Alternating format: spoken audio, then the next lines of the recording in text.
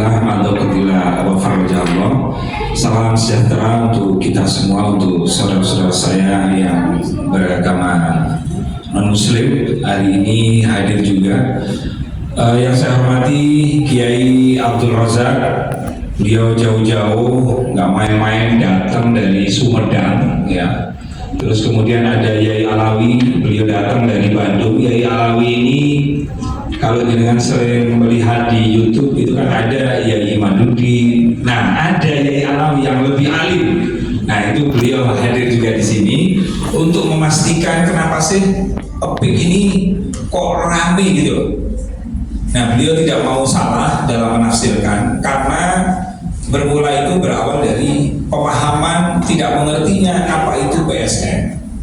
Nah, PSN itu adalah tanah perhutani, Pak. Kan ada tuh namanya PSN PIK. Nah, tetapi di framing oleh kelompoknya orang-orang yang tidak senang dengan pembangunan bahwa PIK di PSN kan. Nah, ini sesat sudah. Kalau sudah framingnya itu PIK di PSN kan, wis alamat wis ahli neraka sudah. Kenapa? Karena tidak paham terus ngajak-ngajak orang untuk tebak fitnah. Padahal yang benar adalah ada tanahnya pemerintah, yaitu tanah perhutani, luasnya 1.754 hektar. Berada di mana posisinya nanti kita lihat, nanti kita didampingi oleh Pak Tony. Pak Tony itu yang baju hitam, beliau ini bagian master plan. Ini mau diapakan ini? Tanah PSN, tanahnya perhutani ini mau diapakan? Terus kemudian izin-izinnya, amdalnya semua. Nah, ini luar biasa. Pak Tony ini termasuk sahabat saya dan guru saya. Saya dulu sama seperti saya di Mahesa itu sama, balul, goblok, nggak ngerti, nggak bisa bedakan. Jadi pahamannya PIK itu Cina, asing itu di otak kita. Padahal ternyata Masya Allah banyak rahasia yang luar biasa, terutama Pak Aguan. Pak Aguan itu walaupun seorang non-muslim, agamanya Buddha, beliau itu membangun namanya Universitas Nahdlatul Ulama Parung. Padahal apa hubungannya PIK sama Parung itu apa? Bogor, nggak ada korelasinya. Itu siapa yang bilang? Profesor Dr. Kiai Haji Said Akil Sirot. Sampai tahu yang dilakukan Pak Aguan? Itu kata Yai Said. Sampai tahu Universitas NU Parung itu? Nggih, Yai Semerat. Siapa yang bangun? NU? Nggih, Yai Urunan. Itu yang bangun Pak Aguan, coba. Pak Aguan non Muslim, nggak ada kaitan dengan PIK, yang bangun itu Pak Aguan. Berapa? Jadi saya terima kunci aja 35 miliar. Belum waktu bencana tsunami di Aceh, terus kemudian di Lombok, kemudian di Palu, itu banyak rumah-rumah yang dibangun oleh Pak Aguan. Jadi Pak Aguan ini kata Yai Said mengamalkan sebuah amalan yang sebenarnya yang diajarkan oleh baginda Rasulullah SAW, yaitu bekerja, beribadah, dan beramal. Banyak orang kaya, orang Cina, banyak non Muslim, tapi nggak mau beramal. Nah, terus kemudian masih aja difitnah.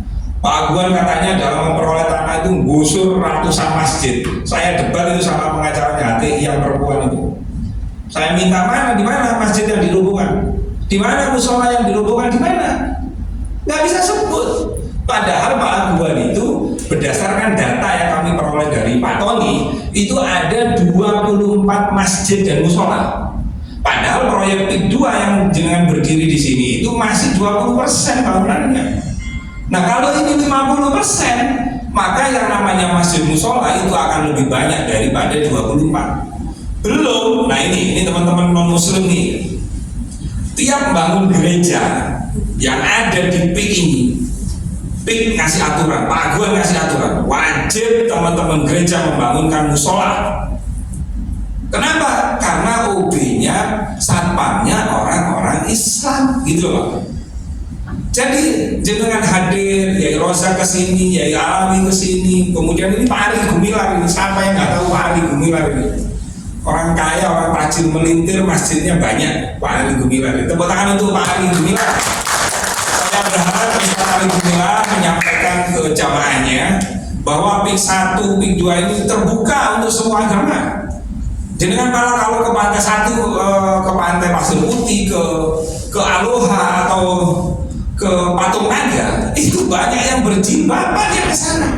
Karena banyak makanan halalnya.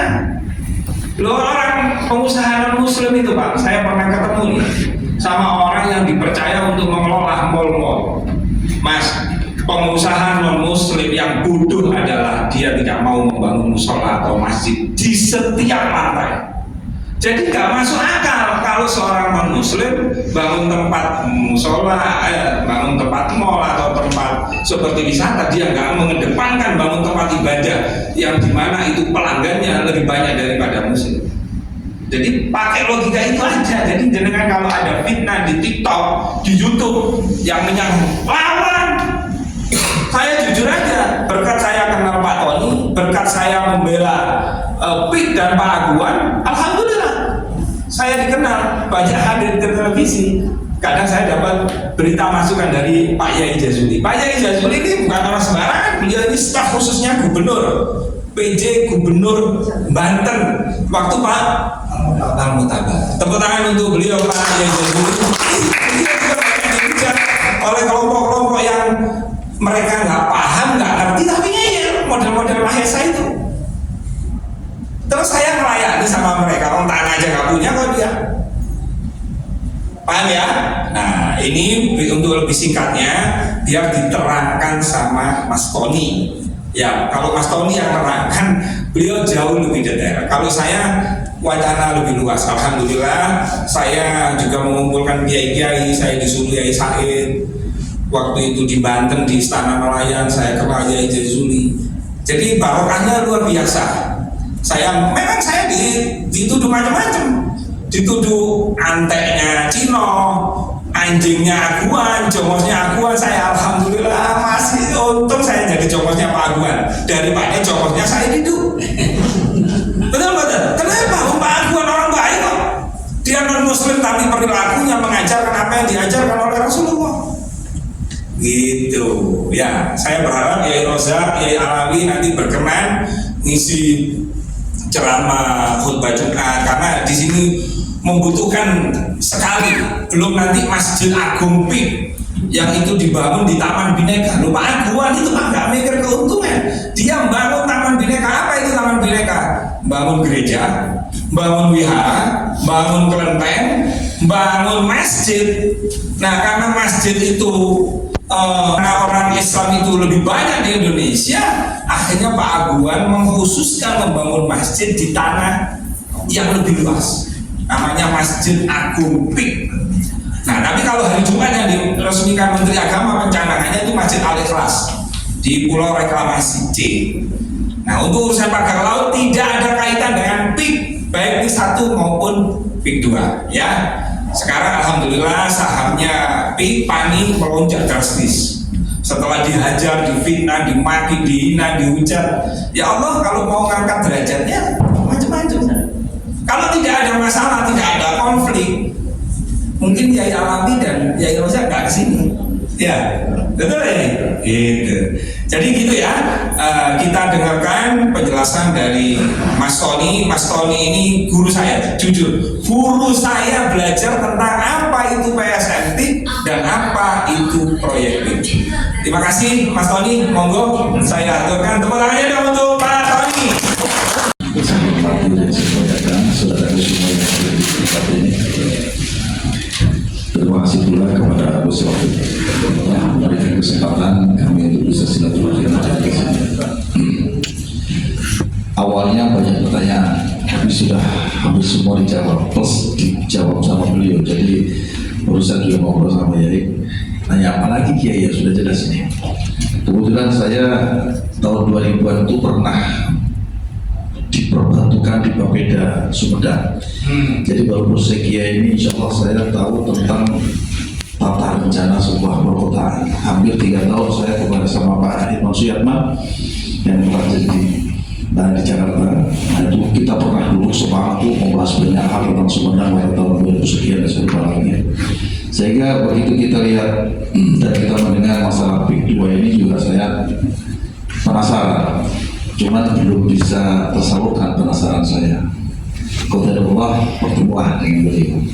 Jadi penasaran saya ini insya Allah sudah terobati. Awalnya ya pertanyaan, benar tidak ini dapat dari tanah yang sekitar? Yang kedua, hulu dan hilirnya benar tidak ini mendolimi masyarakat sekitar? Tadi sudah semuanya dijawab. Dan yang ketiga ini adalah dari skala yang biologi yang beliau sampaikan tadi, dampaknya hampir tidak ada kemadaratan kalau kita melihat di era pembangunan Orde yang sekarang. Karena tidak mungkin Indonesia mundur ke dalam arus yang masa lalu, karena sebuah negara ini harus menjadi setiap kesempatan, setiap waktu, setiap tempat ini tahu ukurnya adalah proyek strategis, dan ini sudah dikuasakan oleh PSN. Artinya bukan tidak mengesampingkan hal-hal yang berdampak positif kepada masyarakat, tapi kalau kita ingin maju, maka yang bisa dijadikan profit, kenapa tidak? Maka saya berharap kalau ini benar yang disebutkan beliau, kenapa tidak sepanjang Pantura aja bikin kayak begini? Jangan kalau perlu ke Sumedang nanti. Itu saja kesan-pesan saya. Awalnya pertanyaan banyak, cuma sudah dijawab semua. Jadi alhamdulillah ini kalau dinilai dengan segi kemadaratan kok ya, menurut saya kok mungkin ada bagi sebagian orang, karena semua berangkat dari pola pikir dan cara pandang kita nggak kebiayaan. Perlulah kita tabayun hadir di sini itu sama-sama mengerti supaya kita tidak didominasi oleh prasangka Allah. Nah, itu saya sudah terobati barusan, dan alhamdulillah kita sudah syuting dari awal sampai akhir. Nanti akan kita share di media kami. Alhamdulillah media kami juga subscribe cukup banyak, namanya Damar 20 TV.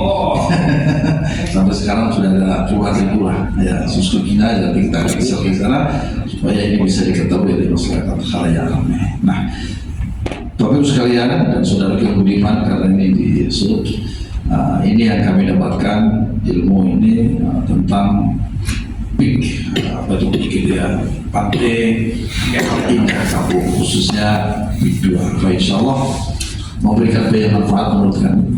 Tapi terus terang saja, kembali kepada mindset dan pola pikir masing-masing untuk menanggapi keberadaan PIK 2 ini.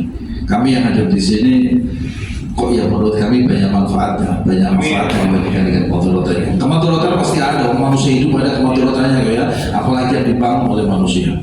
Nah, itu saja barangkali. Terima kasih. Mudah-mudahan sekali lagi memberikan banyak keberkahan dan manfaat untuk Indonesia. Jadi jaya selama-lamanya. Indonesia Emas tahun 2020 berapa Pak? 45. Nah ini harus menjadi program strategis. Kalau tidak, kapan kita bisa bersaing dengan negara yang lain? Terima kasih, semoga bermanfaat. Syukur bertutup. Assalamualaikum warahmatullahi wabarakatuh. Waalaikumsalam. Sebetulnya ya sebuah proyek pembangunan biasa buat saya. Hanya ada tulisnya lebih banyak manfaat yang diberikan kepada masyarakat. Lagi tadi kan saya baru dengar ada Taman Bineka. Saya belum mendengar ada sebuah proyek pembangunan besar dengan membuat sebuah menjadikan sebuah lahan dan dibuat karya monumental di mana di sana dibangun berbagai tempat rumah ibadah yang memang biasa dilaksanakan oleh warga dan negara Indonesia pada umumnya. Dan ini salah satu bentuk bahwa pemilik PIK ini menurut pengakuan adalah orang yang betul-betul satu nasionalisme, yang keduanya orang-orang yang memang tidak perlu diragukan lagi tentang nasionalisme kebinekaannya untuk Indonesia. Jadi pengakuan maju terus Pak, gas terus, ya. Itu kan biasalah. Terus juga tadi memang kalau saya lihat dari YouTube itu kan sangat membingungkan. Dan akhirnya sekarang ke sini karena saya sebagai penulis itu, saya kan sebagai penulis walaupun penulis kecil ya lumayan baru 14 dari tahun 2010, 2014 baru ada 8 bulan karya terus ya. Dan yang baru cetak baru 34, ini kan pemalas ini, penulisnya pemalas ini. Jadi buat saya itu kalau penulis cuma 3 minimal itu, saksi, bukti dan alat bukti. Dan kalau bicara harus dengan itu, tanpa itu semuanya bohong. Gitu. Jadi yang disampaikan tadi ini adalah alat bukti. Alat bukti. Buktinya ini semua tempatnya ada. Dan saksi semua yang hadir ini sudah selesai, sudah valid, ini kok sudah sholat kita, selesai.